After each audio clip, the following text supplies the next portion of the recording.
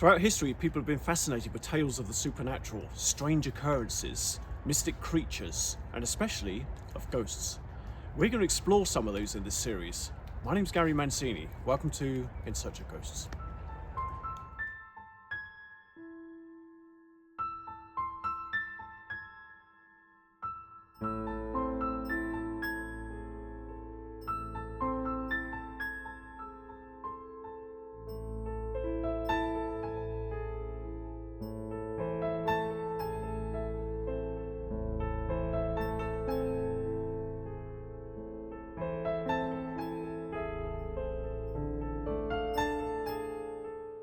Good morning.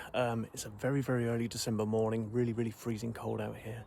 But I'm on my way to the train station because we are heading into London. Today we're heading into King's Cross and we're going to be looking at some of the ghost stories that take place in and around the King's Cross area. So I'm just waiting for my lift to take me to the train station and we'll tell you a little bit more there. It's a little bit spooky out here this morning, isn't it? A little bit freaky. So yeah, I will see you at the train station.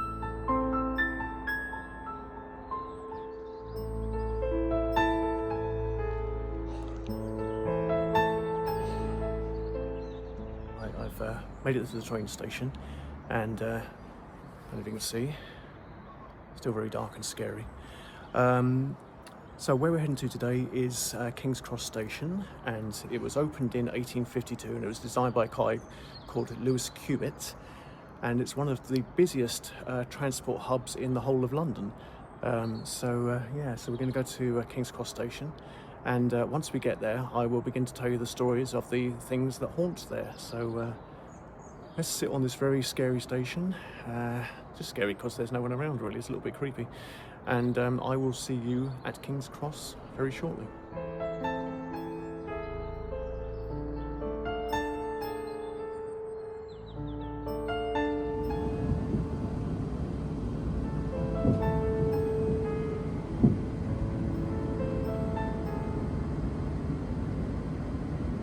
Station is Warnabe Street. Change here for Victoria Line.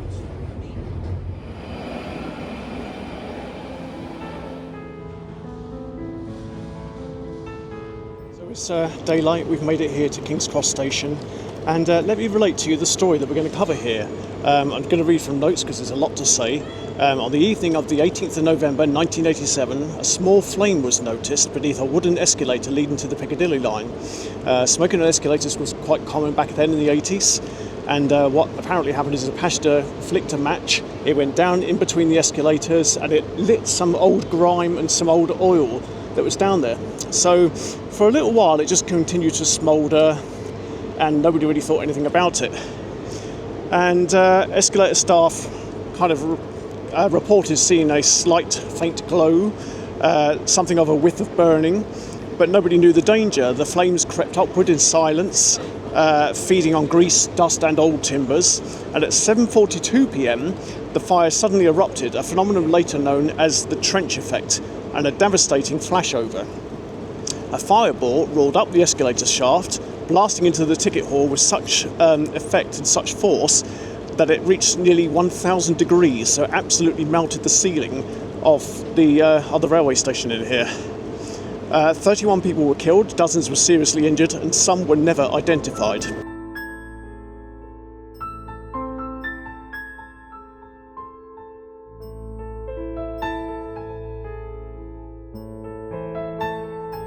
How does this relate to our ghost story? Well, since the late 1980s, staff and travellers have described seeing a young woman standing alone near the concourse, quietly crying. Her clothing looked kind of out of date. She was dressed in jeans and a t-shirt in the underground tunnel. So it is said when somebody approaches her, she simply vanishes. So if you go up to her to talk to her and ask her what's wrong, she vanishes right before your eyes. Several witnesses have noticed something unsettling, the faint smell of smoke lingering shortly after she disappears. It's not cigarette smoke, it's not pollution, it's something much more bitter, like the burning of a station. No one's ever matched her description to any missing person or any known victim, and people assume that she's a symbol of the grief made manifest rather than an individual. So that's an interesting fact. Other things that have taken place in here: in December 2023, a 15-year-old schoolboy reported seeing ghosts at the station on the Metropolitan line. He was so disturbed that it was officially logged as an TfL, Transport for London, report. So it's they took it so seriously that they actually made a report about it. So that's all taking place back here in King's Cross Station. A station master once reported hearing the cries of women and children late at night, and as the sounds grew louder, he fled the office. Some say this is attributed to the 173 people, 173 days, sorry about my tongue twisting, that died at another accident at the station back in World War II. So it's assumed that those women and children crying is attributed to that.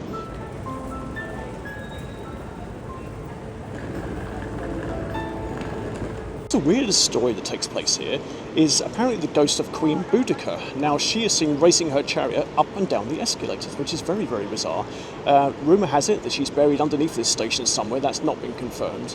But yeah, that's the weirdest ghost story that takes place here. It's Queen Boudica racing her chariot up and down the escalators. So if you come to King's Cross Station, look out for all of that. Look out for the crying lady. Look out for Queen Boudica racing up and down the station steps and up and down the escalators. And let me know in the comments whether you've seen any of this. Right, let's move on to our next destination.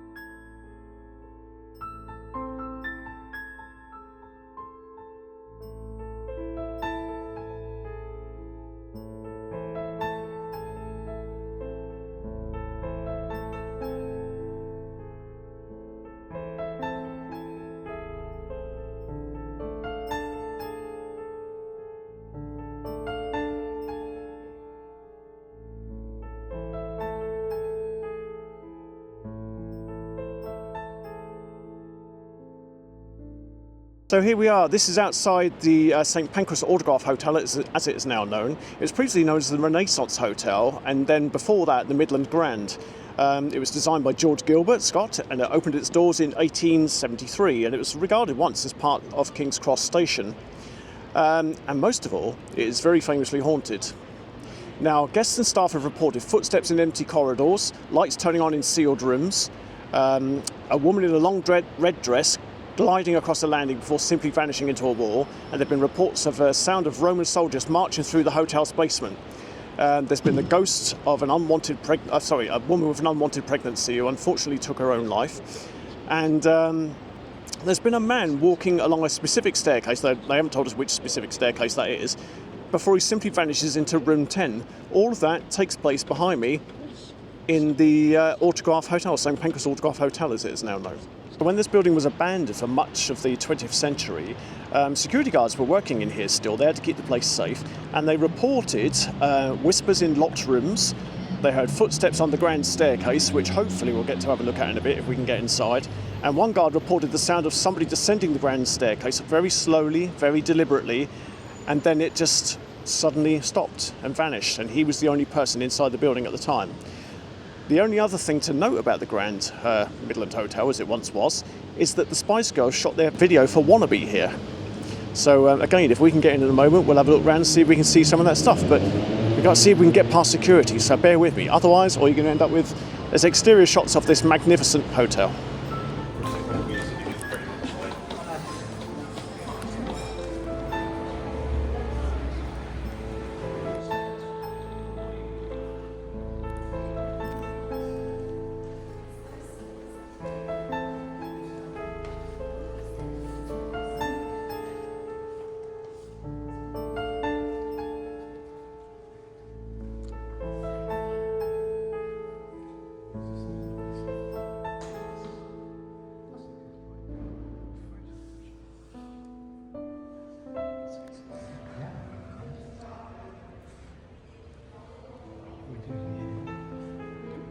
So this is the stairwell that Spice Girls sang Wannabe on back in 1996, which was almost 30 years ago.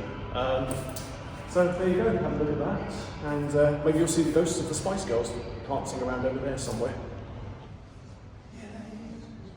So they would have been sat around here, gathered together, and they may have come over this way as well. There is a piano, probably plays Wannabe if you wanted to. But yeah, there you go. And this place was also featured in Most Haunted many, many years ago. So make of that what you will. And Anthony here is going to tell you what he wants, what he really, really wants. Is he going to zig a zig ah? Who knows?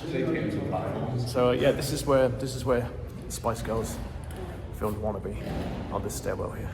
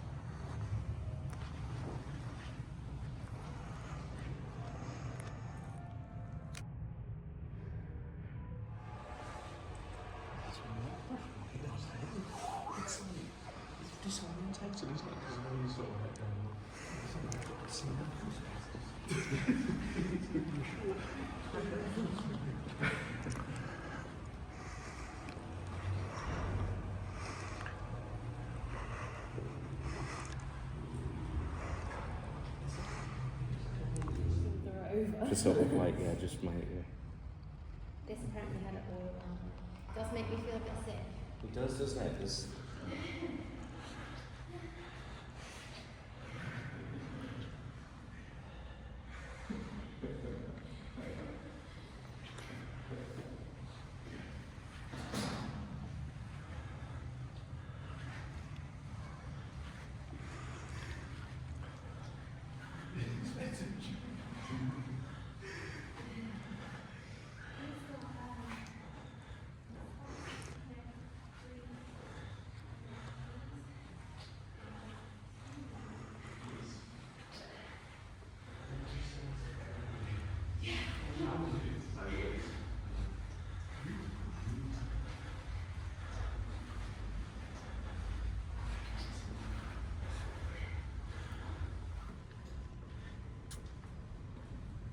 Come on, show us a ghost on camera.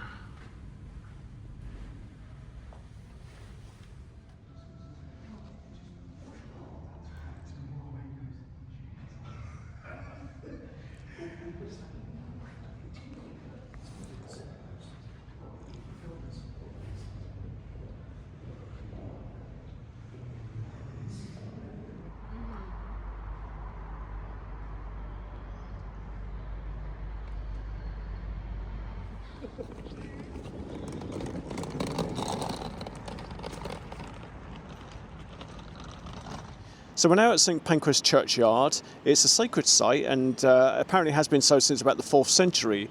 Romans, medieval Londoners and plague victims are all said to be buried here. In the 1860s, the expansion of the railway forced the exhumation of hundreds of graves. Bodies were moved, tombstones were stacked. Many believe the disturbance awakened old spirits. Workers reported flickering lantern lights, figures moving between stones and whispered voices.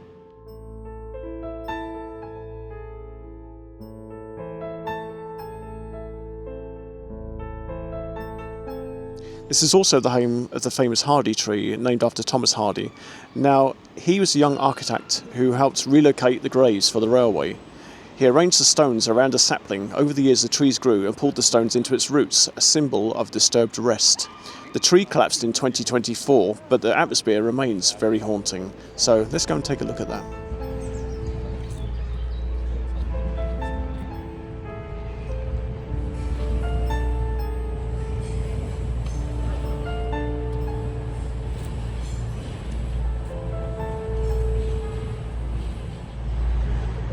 This is very strange. Look at all these tombstones being dragged up by the tree.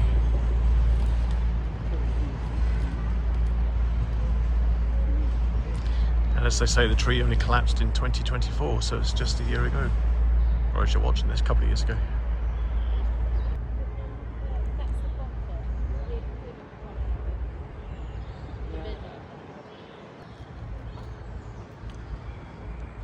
Yeah, this is very, very eerie and strange. What a strange collection.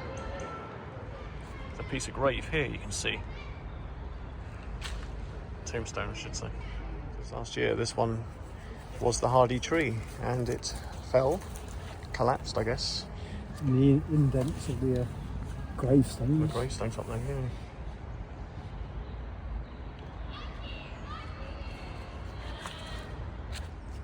That looks like a skull. Yeah, it does, doesn't it? Like a very warped one. Yeah, like a green one.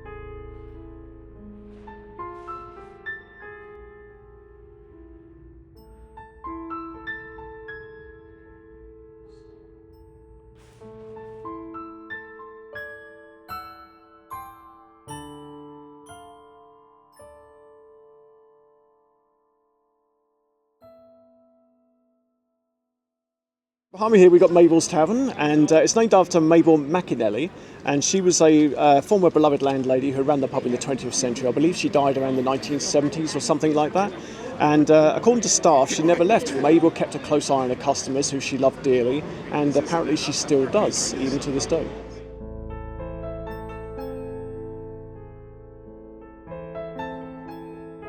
This pub dates back to the early 1900s, and it would have been frequented by many of the railway workers over at Euston and, of course, King's Cross station. It's been refurbished many times, but it keeps its traditional London backstreet pub feel, and its low lighting adds to its haunted atmosphere.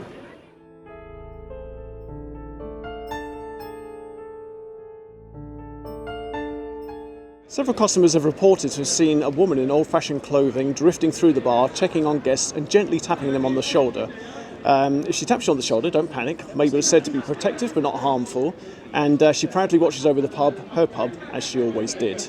Mabel was also heard to be calling one of the landladies' names repeatedly in the early hours of the morning. So if we can, let's pop inside and have a look around Mabel's Tavern.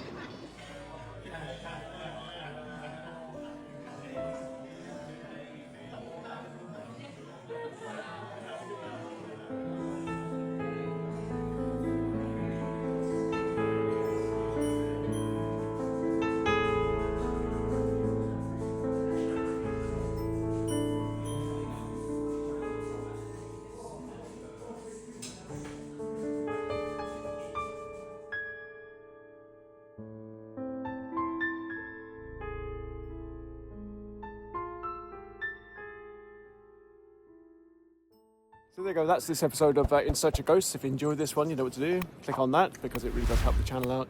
If you've got any ghost stories, email me, contactinsearchofghosts@gmail.com, and we will see you on the next one. But I hope you've enjoyed this one, and leave me a comment down below. Bye.